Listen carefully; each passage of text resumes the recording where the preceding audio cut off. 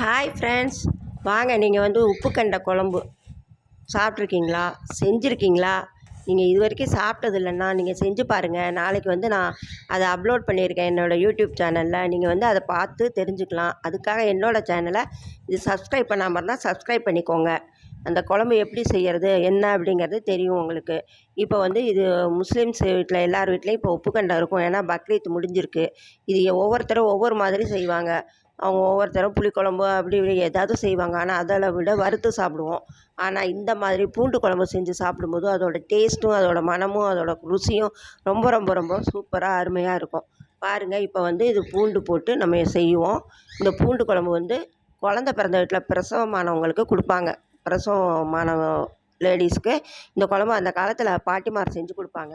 அது ரொம்ப டேஸ்டியாக குழந்தைக்கு பால் ஊறும். ரொம்ப நல்லது.